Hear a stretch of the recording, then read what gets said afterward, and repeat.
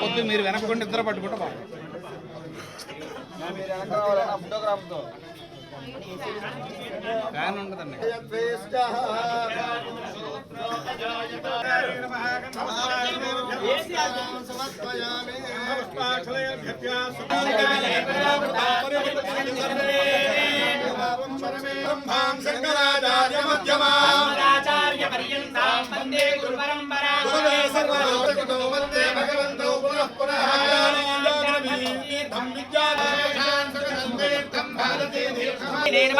శ్రీ శ్రీ శ్రీ భారతీ తీర్థ మహాస్వామినే నమః.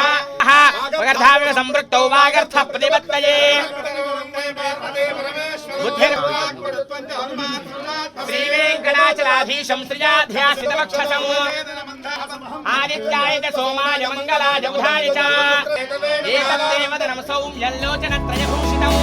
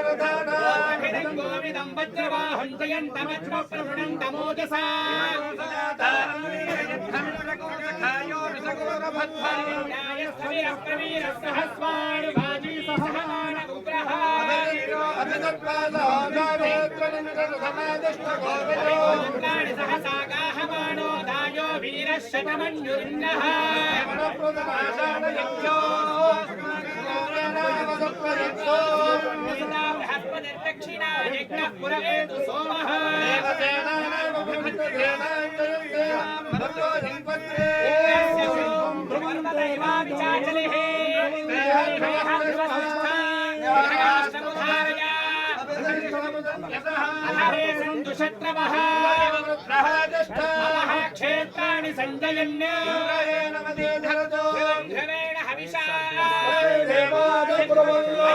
ब्रह्मणस्पतिः राजा वरुणो ध्रुवं देवो बृहस्पतिः ध्रुवन्श्चाग्निश्च राष्ट्रधारयतान् ध्रुवं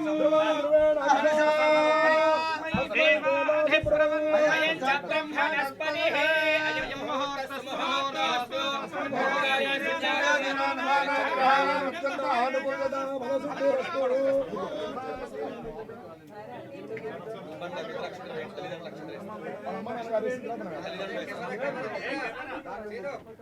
శతమానం భవతి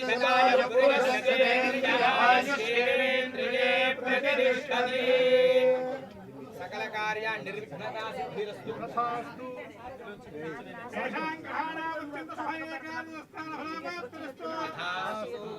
22 కేంద్ర మరియు 4 రాష్ట్ర చట్టాలను అమలు చేస్తూ కార్మికుల హక్కులను కార్మిక కష్టాలను గుర్తిస్తూ ఈ కార్మిక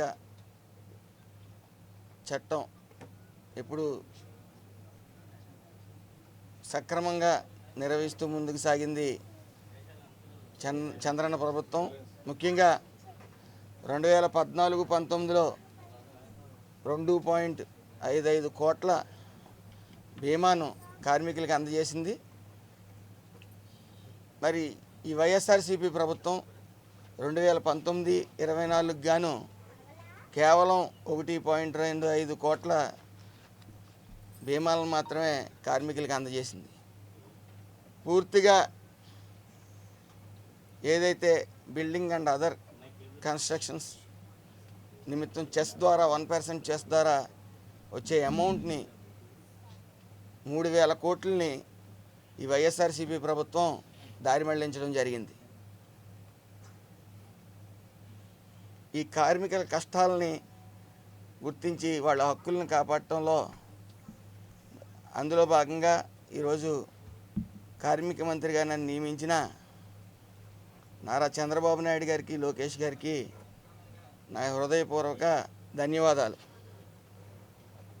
పార్టీలోకి వచ్చిన కొద్ది కాలంలోనే మరి నాకు ఎమ్మెల్యే సీట్ ఇచ్చి మంత్రి పదవినిచ్చి నా మీద నమ్మకం ఉంచి మరి ఈ యొక్క శాఖను కేటాయించిన చంద్రబాబు నాయుడు గారికి, లోకేష్ గారికి, అలాగే పవన్ కళ్యాణ్ గారికి నా హృదయపూర్వక ధన్యవాదాలు. నాపై వచ్చిన నమ్మకాన్ని నేను కార్మిక శాఖకు ఒక కార్మికుడిలా పనిచేస్తానని, కార్మికులందరికీ కూడా వాళ్ళ యొక్క హక్కుల్ని పరిరక్షిస్తానని చెప్పి మాటిస్తూ ఉన్నాను. అదేవిధంగా కేవలం నవరత్నాల ద్వారా ప్రజలందరికీ, కార్మికులందరికీ కూడా సంక్షేమాన్ని అందిస్తున్నామని పిచ్చి భ్రమతో మరి 13 పథకాలని, కార్మికులకు చెందవలసిన 13 పథకాలని కాలు రాసింది వైఎస్ఆర్సీపీ ప్రభుత్వం. సంక్షేమం, కార్మికుల సంక్షేమం ఎప్పుడూ కూడా చంద్రన్న పాలనలోనే జరిగింది, ఇకపై కూడా జరుగుతుంది అనడంలో సందేహం లేదు. ఈ వైఎస్ఆర్సీపీ ప్రభుత్వం కార్మికులకు తీవ్ర అన్యాయం చేసింది.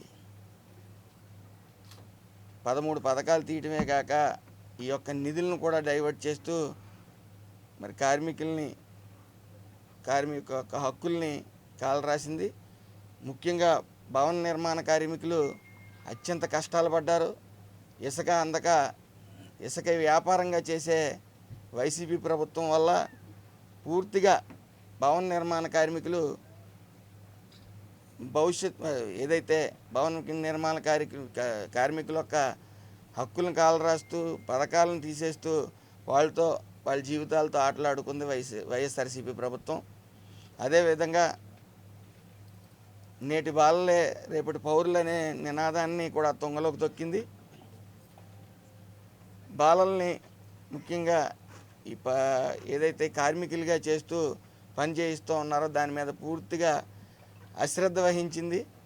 మరి ఈ ప్రభుత్వం ఖచ్చితంగా బాలలను మాత్రం ఎక్కడున్నా సరే, ఏ పనిలో ఉన్నా సరే కఠిన చర్యలు తీసుకుని వాళ్ళని సరైన